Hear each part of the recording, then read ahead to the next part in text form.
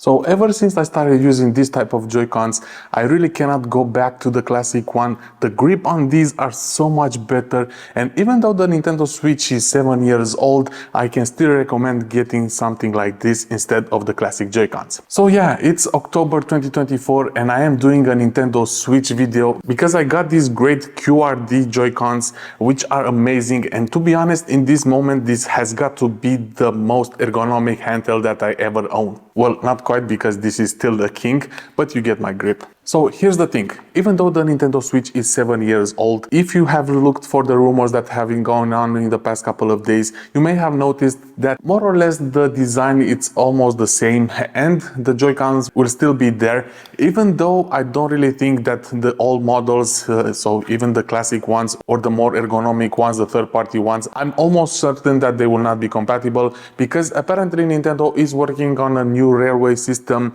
that it's also magnetic, so it will allow for a better fit and better detachment of the Joy-Cons. And even the size seems to be just a tad bigger, so I'm almost certain that these will not be compatible anymore. Now with these new Joy-Cons, I can honestly say that I get more time with the Nintendo Switch, because first of all, the ergonomics are amazing. This feels so much better in your hand, and I really mean it when I say that this has to be one of the most ergonomic consoles out there. Yeah, that's true, the PS Portal is still my favorite one when it comes to that aspect. The second has got to be the Nintendo Switch with these QRD Joy-Cons. Now in the same bucket I also put the ROG Ally, the Steam Deck, and also the newer consoles, and this is currently my favorite just because of the shape of these Joy-Cons. Now let's talk a bit about these QRD Joy-Cons. And by the way, these have been provided to me by the guys from QRD, but they don't have any saying in what I will show you today. So all opinions are my own, as you can expect from all of my videos. So yeah, let's just go into details about these Joy-Cons. I am continuing calling them Joy-Cons because of the system. These are designed specifically for the Nintendo Switch, but it does come with a standard grip, as you can see on the standard Joy-Cons. So you can attach these and you can use this controller with the PC, Android or iOS device, because it's still Bluetooth in the end, but it was designed with the Switch in mind because it has those rails, and as you can see it's very easy to pull out and continue on using with them separately. And besides the ergonomics, which I have been insisting so much already, I really like the design of them. First of all, you have this transparent feel, and this is something that I asked specifically, that's why I wanted this model alone. Then you got the RGB effect around the joysticks, which are pretty cool, but I get to that in a minute. And this has 8 different LED and 2 different modes. You can swap the colors between these ones by pressing a couple of buttons, as you can see, and you can choose your favorite, so it's pretty customizable. We have a couple of different buttons on the front but also on the back. You can pretty much customize this however you want. You can remap some buttons with the ones on the back. This is pretty standard nowadays, but you don't get those ones with the first party Nintendo controllers. You can switch the colors, the RGB on the front, so this is pretty much very customizable. Another really important aspect that you will see is that the D-pad that we have on the front, you can simply swap out these ones and you can replace it with the other one that comes in the box.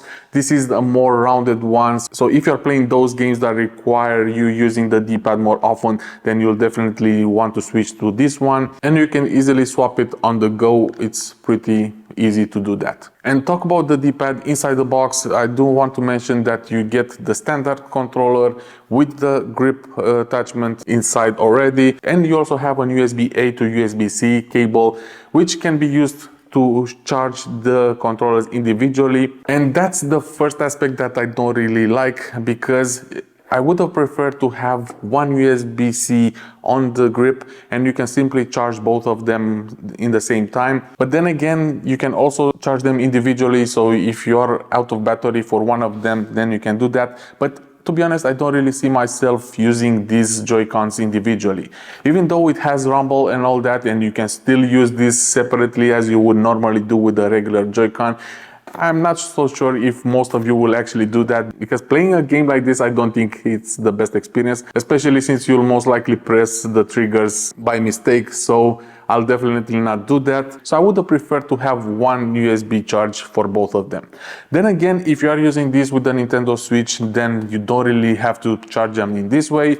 You can simply attach them to your Nintendo Switch and they will automatically charge like the standard Joy-Cons are doing as well. Now, another aspect that I don't really like about these ones is the build quality. Even though it's not bad, don't get me wrong, sometimes it can feel a bit plasticky, especially on the back. Even though it got this texture on the back for better grip, it still feels a bit plasticky for some reason, but it's not bad at all, don't get me wrong. I will not be worried about breaking this because in the end the build quality is pretty good. It's just a texture feeling in your hands that I got, especially when these were brand new. Now, after using them for a while, this definitely feels better now. And another aspect that I don't really like, but this is definitely a preference, it's the noise that the buttons are making. And as you can see, these are really clicky, and I'm not only talking about the triggers, but also the A, B, X, Y buttons. These do feel like mechanical ones, and they're definitely better than the standard ones, because if you want quick input,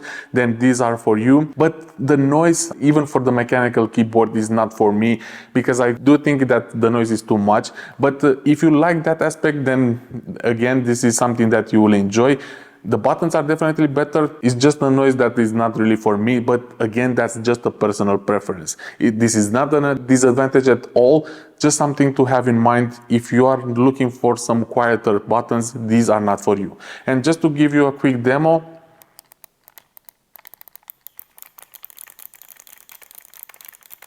that's the type of noise that you will hear from this controller. But then again, only a matter of preference. This is just me. The buttons are way bigger than the tiny ones that you see on the Joy-Con. Now, going back to the buttons, I do want to mention that the joysticks are a hollow effect ones, which is something that I love. To be honest, this is the first time that I ever owned a controller that has hollow effect joysticks, and these have been amazing. Of course, the feeling of it is better, but the main benefit of the hollow effect joysticks is in time, and you will see that these will not have any drift. It's actually impossible to get drift from this kind of joysticks. So they're more durable, especially in time. You will definitely not be worrying about the drift effect that you will get with these standard controllers. If you want to get a third-party controller, then definitely look into the hollow effect ones. Yeah, we'll see in time, but I'm really not worried about breaking these anytime soon, if at all. And even the feeling of them, first of all, they are a lot bigger than the standard one on the Joy-Cons. So these are better, more travel. So overall, it's really miles better than the standard ones that you'll get with the Joy-Con. These also have rumble, and as I said, you can actually customize this however you want. There are different levels of rumble inside both of the controllers. And I do believe that the only thing that you will be missing with this kind of third-party controller is the lack of NFC. So the amoeba functionality you will not get with this kind of controllers. But then again, this is something that most of you will rarely use. I think that's the only thing that is been missing when you compare these with the first party controller like the Joy-Cons that we have over here. Another aspect that you need to have in mind when it comes to build quality, again, really not something that important, but I just wanted to point it out, is that if you look especially on the back, you will definitely see the LEDs through some small gaps here and there. I'm not sure if this is meant to be happening, but this is something that we'll definitely notice. It's really not a big issue, but then again, I really want to focus on everything that's going on with these kind of controllers, just so you know what we expect. But also when it comes to build quality, especially if you compare to the OLED ones, the standard that comes in the box, this is something that I've noticed ever since I got the OLED Nintendo Switch. These have been so much flimsier than the standard, the old original Nintendo Switch. You can feel it straight out of the box, that a lot of movement on the rail, so these have been quite flimsy. And with these kind of controllers, you'll definitely see that it's an improvement. Yeah, there is some wobble going on, but definitely a lot better than the standard Joy-Con. So as I said, the keys, the A, B, X, Y, and also the triggers are mechanical switches. It also has multi-mode turbo function, which will allow you to switch between quick or continuous fire modes. So this is a customization that you have with these controllers. So depending on the type of games or the type of player that you are, this is something that you can adjust using this controller. So in a nutshell, that's pretty much it about the QRD controller. As you can see, this is definitely a lot better than the standard Joy-Cons. I think the only advantages that these have over the QRD one, you can still use this as one controller, especially if you're playing some games like Mario Kart. While you can still do that with this QRD controller, I cannot really recommend doing that because of the shape of it. If this is a functionality that you are benefiting from daily, then maybe it's not for you. But other than that, this QRD controller is definitely better in every aspect. It has better ergonomic RGB if you are into that one, and of course you can also switch it off. Mechanical switches for faster input, holo effect joysticks, customizable buttons, multi-mode turbo functions, adjustable vibration. It's pretty much packed with every functionality that you will need. I really hope that the guys from QRD will make a new version when the Nintendo Switch 2 will come out, because I really don't think I will be able to get back to the standard Joy-Cons. So in a nutshell, that's about it about this controller. The comments are open, so definitely hit me there if you have any more questions about this controller or any other aspects. And that's it for this video. Hope you enjoyed it. This is Silviu and this is the Tech Unravel, and I'll see you in the next one.